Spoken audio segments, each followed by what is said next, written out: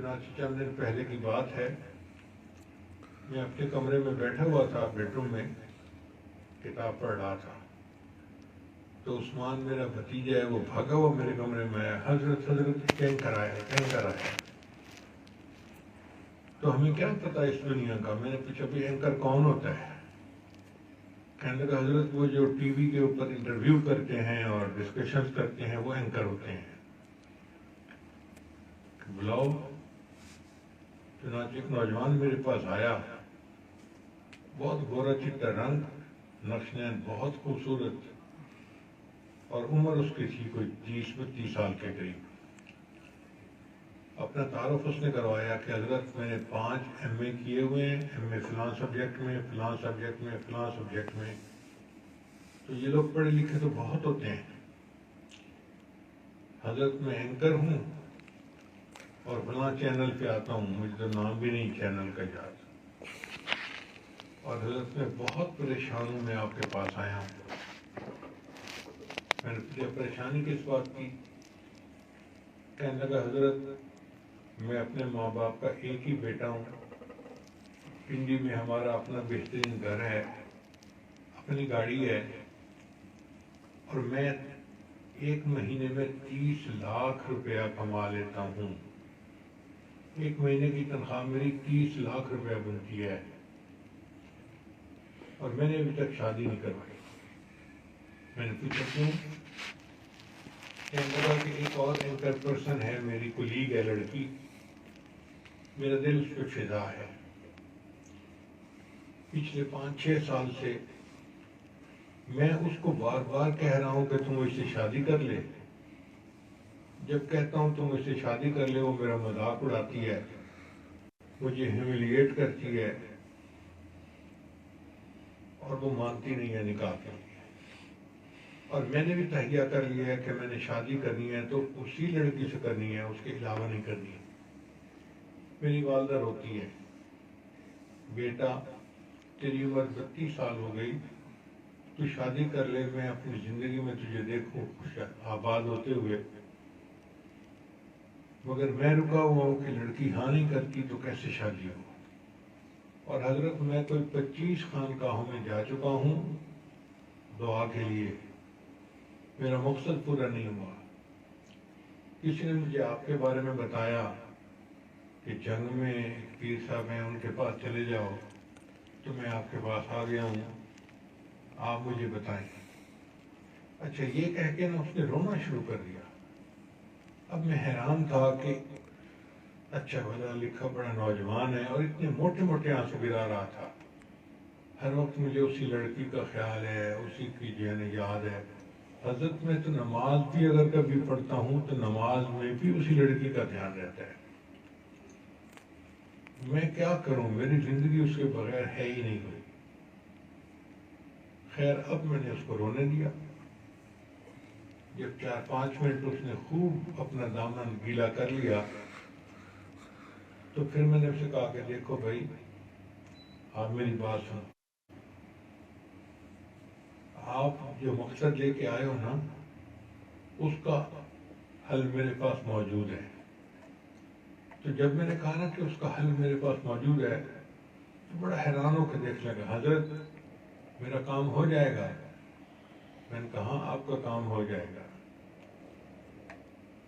چنانچہ میں نے اس کو بیعت کیا، توبہ کے کلمات پڑھائے، اس کے دل پر انگلی رکھ کے اللہ اللہ کہا، تو اب اس کی حالت بدل چکی تھی۔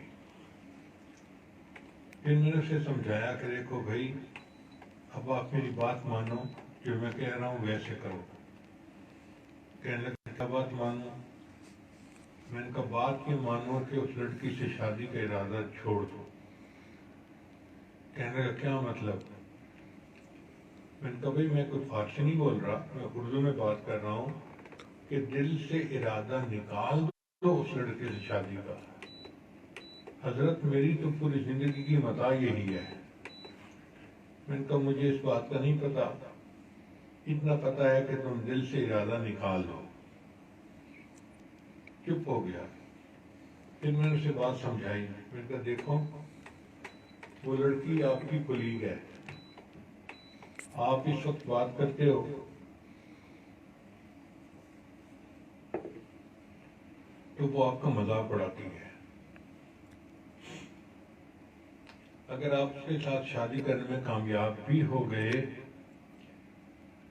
تو وہ بعد میں بھی آپ کو مذاق اڑائے گی. وہ بحیثیت خامد آپ کا احترام نہیں کرے گی، بلکہ آپ کی اولاد کے سامنے آپ کو ذلیل کیا کرے گی. تو اب آپ بتائیں کہ آپ اپنے بچوں کے سامنے ذلیل ہونا برداشت کر جائیں گے؟ اس پہ وہ تھوڑا سا سوچنے لگا. آخر مرد تھا، کہنے لگا ہاں تو یہی ہے کہ وہ گھر میں بھی ایسا ہی جو ہے نا ماحول بنائے گی اور میرے بچوں کے سامنے مجھے ذلیل کرے گی. میں نے کہا نہیں چھوڑ دو. اس سے شادی کی. کہنے لگا پھر میں کیا کروں؟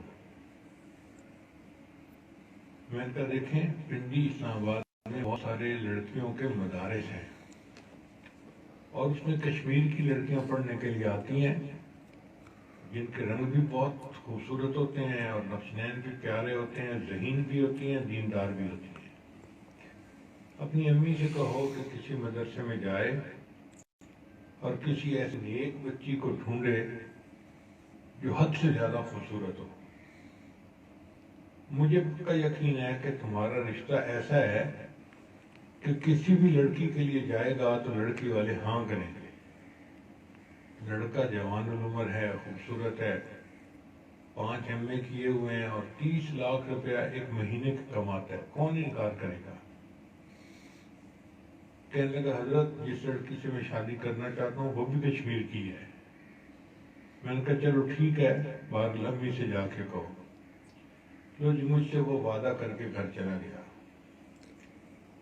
گھر جا کے اس نے اپنی امی سے بات کی تو ماں نے کہا بیٹا میں تو ضرور جاؤں گی اور کوئی بہت ہی پڑھی لکھی خوبصورت ذہین دیندار لڑکی آپ کے لیے ڈھونڈوں گی. جو جی 3 دن گزرے تھے اس اینکر کا مجھے فون آیا. السلام علیکم حضرت جی. میں نے کہا ہاں کیا حال ہے؟ حضرت جی معجزہ ہو گیا. میں نے کہا بھائی معجزہ تو انبیاء کا ہوتا ہے، اولیاء کی کرامت ہوتی ہے. ہاں ہاں جو آپ کہہ رہے ہیں وہی ہوگی. میں نے کہا کیا ہوئی؟ کہنے لگا میں نے آ کے امی کو کہہ دیا تھا کہ امی میں نے اس لڑکی سے شادی کا ارادہ چھوڑ دیا، اب آپ مدرسوں میں جائیں کوئی لڑکی پسند کریں، جہاں آپ کہیں گی میں وہیں شادی کروں گا. تو میری امی خوش ہو گئی اور مجھے دعائیں دینے لگی. 3 دن گزرے ہیں. آج میں اپنے آفس میں بیٹھا ہوا تھا 9 بجے کے قریب، وہی اینکر پرسن جو میری کولیگ لڑکی تھی وہ آئی اور کہنے لگی میں آپ سے آج ایک اہم بات کرنے آئی ہوں. میں نے کہا بتائیں. کہنے لگی کہ آپ پچھلے 5 سال سے مجھے پرپوز کر رہے تھے اور میں آپ کا مذاق اڑاتی تھی، آپ کو ہیوملیٹ کرتی تھی، لیکن میں اس نتیجے پر پہنچی ہوں کہ آپ سے بہتر قدردان خامد مجھے کوئی نہیں مل سکتا، تو آج میں آپ کو پرپوز کرنے کے لیے آئی ہوں، آپ پلیز مجھے اپنے رشتے میں قبول کر لیں.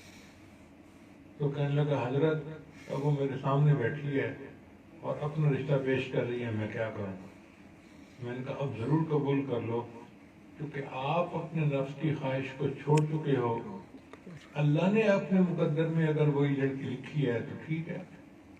چنانچہ اسی لڑکی سے اس کا نکاح ہو گیا اور اللہ نے اس کی مراد کو پورا کر